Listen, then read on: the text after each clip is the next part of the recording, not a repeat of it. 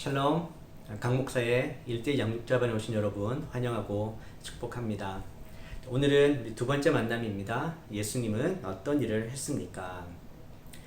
자, 먼저 이제 양육 목표를 함께 살펴봐야 되겠죠.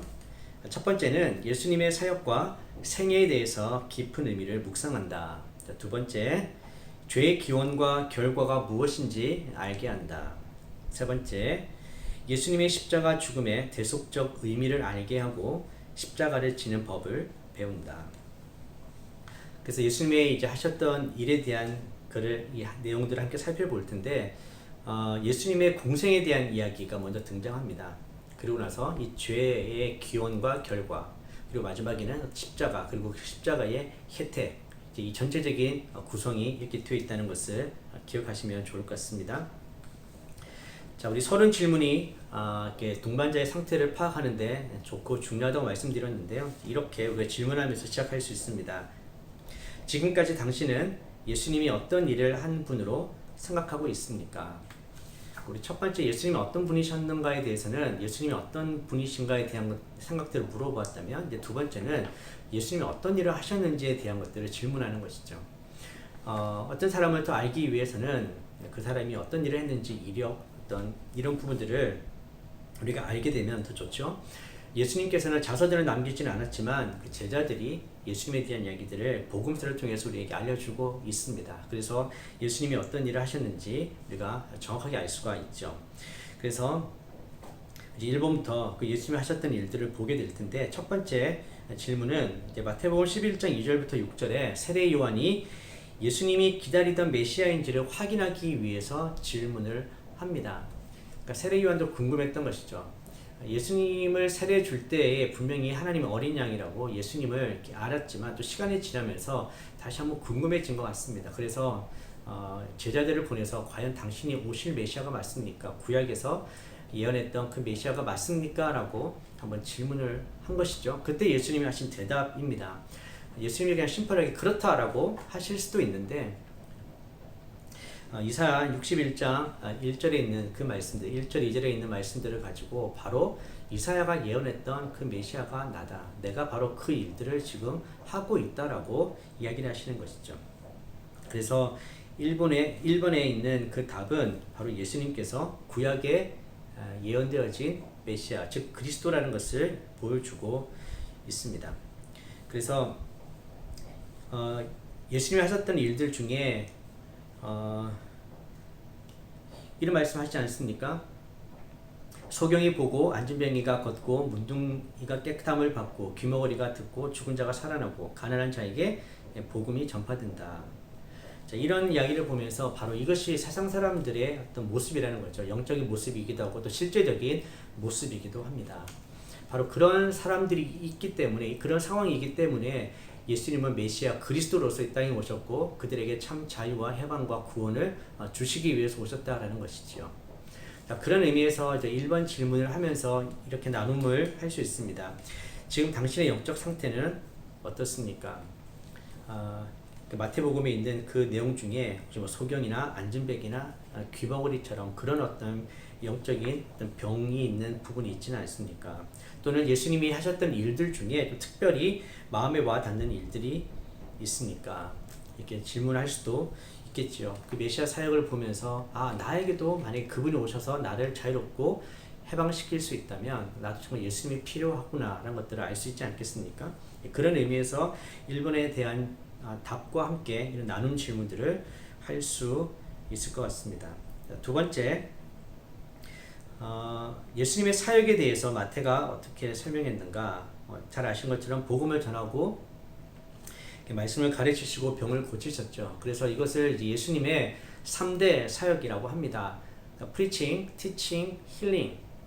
예수님의 사역을 딱 세 가지로 정리할 수 있는 것이죠. 이렇게 정리를 해주시면 잘 기억도 날 수가 있고 예수님이 어떤 일을 하셨는지 정확하게 우리가 알 수 있습니다. 그래서 Preaching, Teaching, Healing, 이것이 결국 교회의 사역이고 우리의 사역이기도 합니다. 나중에 이제 제일 마지막에 사역이 있긴 한데, 결국 우리가 또 교회가 무엇을 할 수 있는가, 교육 가르치고 또 선교하고 다른 사람들을 위한 봉사, 이런 사역들이 결국 예수님의 이 사역에서 등장하는 것이죠. 그래서 이번에 이런 나눔 질문들이 또 가능합니다. 나는 어떤 사역들을 하고 있는지, 이 교회에 이제 오래 다니시는 분들이나 사역을 하고 있는 분들이라면 혹시 예수님의 사역 중에 나는 어떤 것들에 참여하고 있는가 물어볼 수도 있고, 혹시 또 없다면 혹시 어떤 부분들에 좀 관심이 가는지에 대한 부분도 나눌 수가 있겠습니다. 그래서 예수님은 첫 번째는 1번에서는 메시아로, 구약에서 예언한 메시아로 오셨고, 두 번째는 예수님께서는 프리칭, 티칭, 힐링 이 세 가지 사역들을 하셨다는 것들을 함께 나누면 좋겠고요. 바로 그 사역들을 누구에게 하셨는가? 바로 3번이죠. 그래서 예수님의 생애 중에 어떤 사람들과 함께 지내셨는가? 그래서 세인과 죄인들, 그런 도움이 필요한 자들, 묶여있는 자들과 함께 하셨죠. 이 세리와 죄인들. 그 당시에 이 세리는 죄인 중에서도 또 죄인이었거든요. 그래서 그런 사람들, 보통 종교 지도자들은 가까이 하지 않았던, 어울리지 않았던 바로 그런 사람들, 그런 부류들과 예수님은 함께 하셨죠. 왜 그렇습니까? 예수님이 오신 목적이 바로 그 부분과 맞닿아 있습니다. 예수님이 오신 것은 바로 잃어버린 자들을 찾아서 구원하시기 위해서죠. 그러니까 세상 가운데 잃어버린 자라고 스스로도 또 다른 사람들도 생각하고 이야기했던 바로 그런 사람들과 예수님은 함께 하셨고, 그들에게 찾아가셨던 것이죠. 병든 자에게 의사가 필요한 것입니다. 세상에는 병든 자가 많죠. 실질적인 육체의 병도 있고 영적인 병도 있습니다. 바로 그런 자에게 예수님이 필요한 것입니다. 예수님은 완벽한 의사이시지 않습니까? 그래서 예수님은 바로 그런 사람들을 위해 오셨고, 그래서 그들을 구원하시고 참 자유를 주시기 위해서 그들과 함께 지내셨던 것이죠. 자, 이 부분에서 이제 마태복음 9장 13절, 마가복음 10장 45절 참고 성경 구절이 되겠습니다. 그래서 예수님께서 그런 사람들과 함께 하시고 그런 사람들에게 하셨던 그 사역들을 보면서 결국 우리에게 주신 사역이 바로 이 부분이고, 우리도 함께 해야 될 사람들이 이런 사람이기 때문에, 자, 이렇게 나눔 질문들도 이렇게 할 수 있습니다. 나는 누구와 또 어떤 부류의 사람들과 시간을 많이 보내고 있습니까? 자, 이런 것들을 보면서 나의 삶의 목적은 무엇입니까? 나는 무엇을 위해서 살고 있습니까? 이런 여러 가지 나눔 질문들을 또 하실 수가 있을 것 같습니다. 자, 그래서 예수님이 어떤 일을 했습니까? 이제 1번, 2번, 3번 이렇게 세 가지 질문을 했고요. 4번에 보면 이와 같은 생애를 보낸 예수에 대해서 당신은 무엇을 느낄 수가 있고 또 어떤 부분들이 당신에게 감명을 주었습니까? 1, 2, 3번에 대한 정리와 함께 특별히 감명을 주고 감동이 있는 부분들에 대해서 한번 쭉 정리하신 이후에 나누시면 좋을 것 같습니다. 자, 1번부터 이렇게 3번까지를 보면 구약에서 예언된 메시아, 그리고 정말 도움이 필요하고 잃어버린 자들과 함께 하시면서 그들을 고쳐주시고 말씀 전하시고 복음을 선포하시고 너무나 아름다운 생애를 보내지 않았습니까?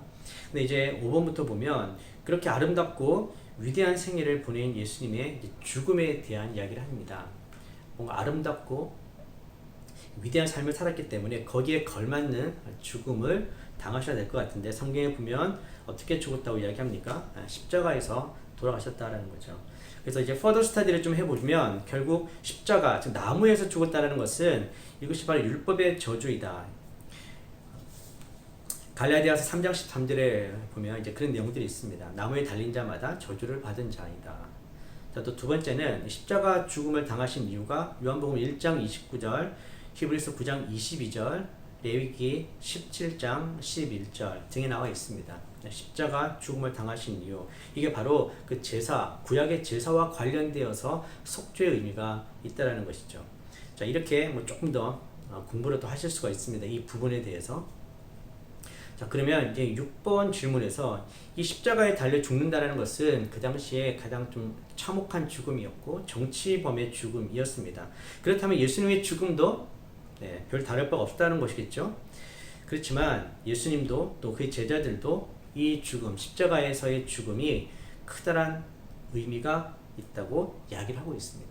성경에는 이것이 분명한 의미를 갖고 있다고, 또 너무나 중요한 죽음이라고 이야기를 합니다. 그래서 마가복음 10장 45절, 자기 목숨을 많은 사람의 대속물로 주려 한다. 또 로마서 5장 8절, 죄인에 위해서 죽으신 것은 바로 하나님에 대한 사랑의 확증이라는 것들을 이야기를 하고 있습니다. 그러니까 요약해보면 그것이죠. 이 십자가 죽음은 결국 우리가 죽어야 될 그 죽음을 예수님이 대신 죽어주신 것, 값을 치르신 것, 대속물로 주셨다라는 것, 그리고 이것이 바로 하나님의 사랑이라는 것을 확증해주고 나타내 보여준다라는 것입니다. 그래서 하나님의 사랑, 우리를 향한 그 하나님에 대한 사랑에 대해서 조금 더 성경 구절을 가지고 나누기를 원하시면 로마서 8장 32절, 또 에베소서 3장 18절에서 19절, 그리고 로마서 5장 5절, 이런 좀 더 추가 본문들을 읽으면서 하나님에 대한 사랑들을 우리가 함께 더 나눠볼 수가 있겠습니다. 그래서 이제 이 5번, 6번을 보면서 이런 나눔 질문이 가능합니다. 하나님의 이런 희생적인 사랑이 어떻게 또 얼마나 당신에게 와 닿습니까? 죄인 되었을 때의 나를 위해서 죽으신 예수님, 그리고 그 아들을 보내신 하나님, 내가 져야 될 그 죄의 값, 내가 치러야 될 그 값을 예수님이 대신 목숨으로 감당해 주셨다. 자, 이런 내용들이 하나님에 대한 사랑인데 정말 나에게 와닿는가? 이런 부분들 함께 나눌 수 있겠죠. 자, 그리고 좀 기존에 신앙생활을 잘 하시는 분이라면 하나님이 우리에 대한 사랑을 이렇게 나타내 보이고 확증해 주셨잖아요. 그러니까 우리도 그 하나님에 대한 사랑을 이번 한 주간 또 생활 숙제로서 어떻게 보여줄 수 있을까? 내가 어떻게 하나님께 표현할 수 있을까? 그 사랑을 어떻게 다른 이웃에게 나타내 보일 수 있을 것인가? 이런 부분들을 함께 생활 숙제로 내어주시고 또 점검해 보셔도 좋을 것 같습니다. 자, 이제 7번에 가면 이 죄에 대한 문제가 등장합니다. 예수님의 십자가가 이 죄에 대한 문제에 대한 것들을 이렇게 해결하기 위해서 오셨다라고 한다면, 자, 예수가 십자가 형벌을 받고 죽어야만 했던 이유가 죄라고 하는데 죄가 무엇입니까? 그래서 이 부분은 그 동반자에게 먼저 죄가 무엇인지를 한번 물어보는 거죠. 죄가 무엇이라고 생각하십니까? 그리고 나서 이제 성경에 있는 이 죄에 대한 부분들을 이야기를 해주시면 되겠습니다. 그래서 가장 기본적인 이제 성경의 죄에 대한 어떤 개념들은 하마르티아, 즉 어떤 관역이나 표적에 벗어나는 것, 우리에게 주신 그 기준이 있는데 미치지 못하는 것, 이것이 이제 죄에 대한 어떤 의미이고요. 하나님의 말씀을 어기는 것, 그리고 뭐 불신앙, 불순종, 이런 것들이 죄라는 것입니다. 사실 죄를 다룰 때 내가 이 죄인이라는 것들을 고백하는 것이 너무나 중요합니다. 왜냐하면 이 복음이 필요한 이유, 예수님이 필요한 이유도 결국 이 죄의 문제를 해결하기 위해서이지 않습니까?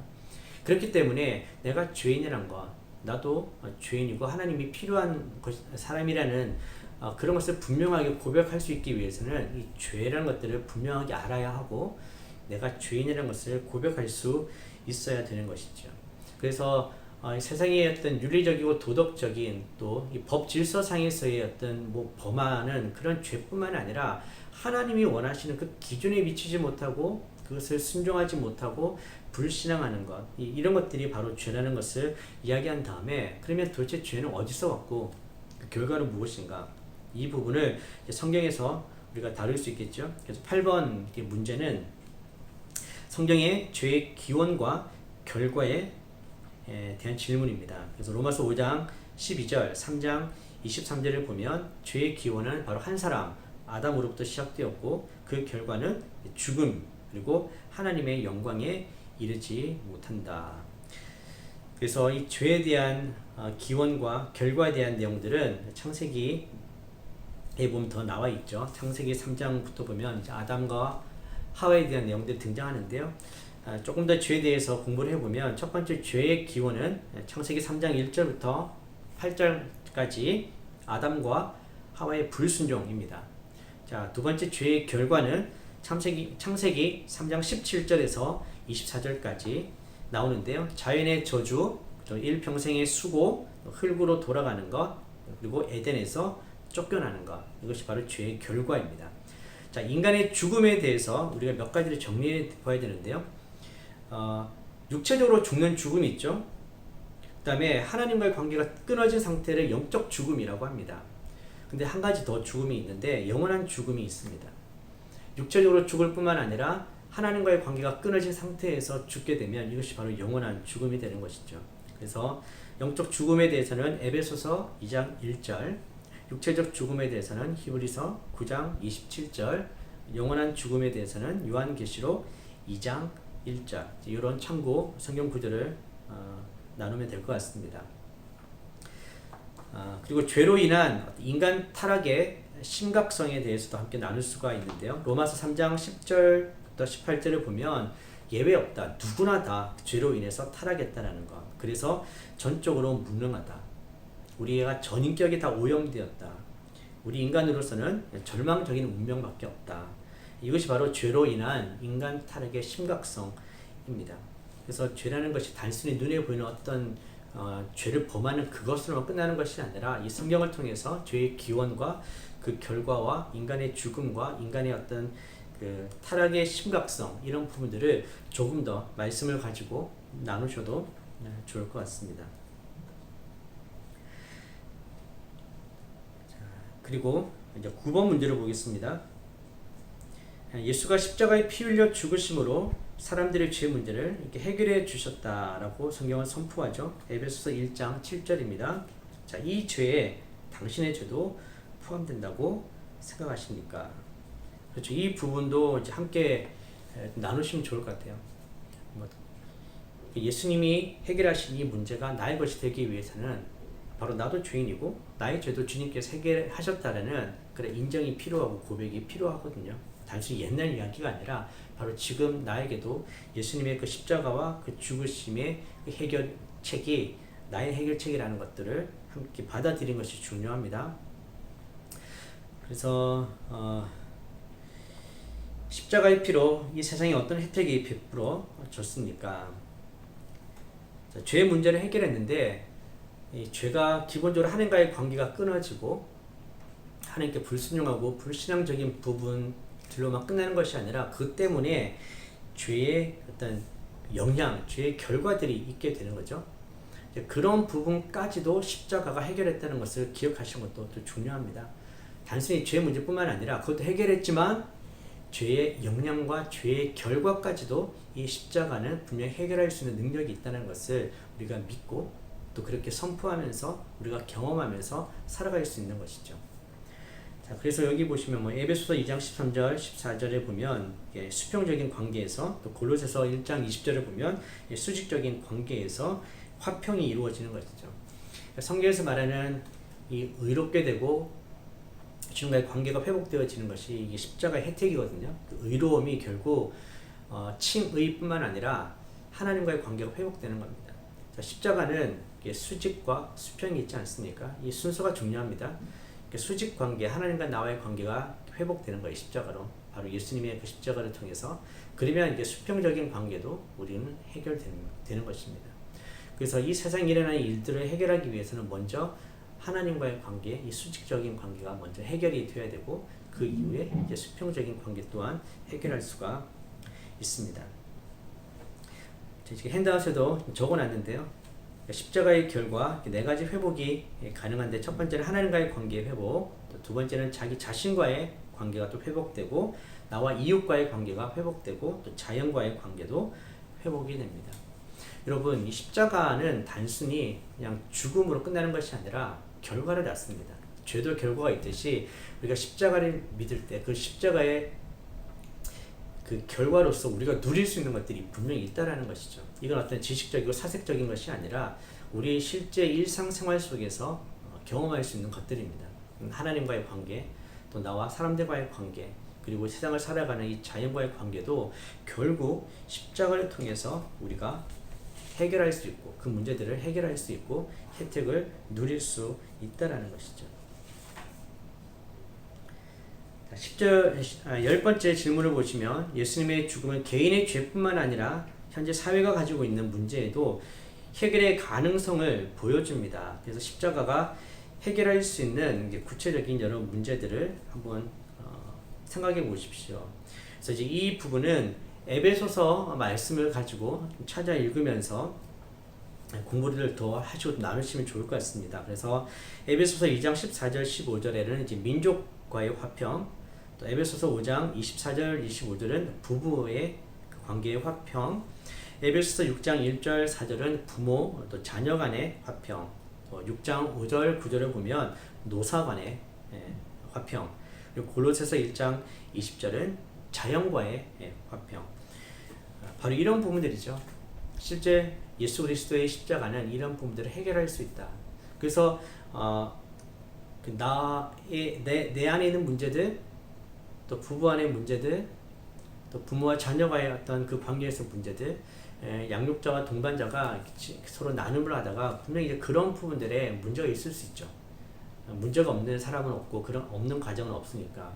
자, 그런 부분들에 오늘 이 본문 말씀이 우리에게는 해결책이 되는 거죠. 그리고 믿음으로 그렇게 선포하고 실제로 우리 삶에서 일어나는 변화들을 기대해 보시면 좋을 것 같습니다. 그래서 10번째 질문하고 이렇게 나눔 질문을 해보시면 좋겠습니다. 나의 삶과 관계에서 회복해야 할 것은 무엇인가?